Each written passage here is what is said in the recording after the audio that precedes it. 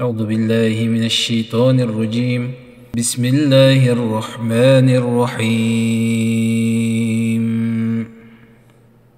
الحمد لله رب العالمين،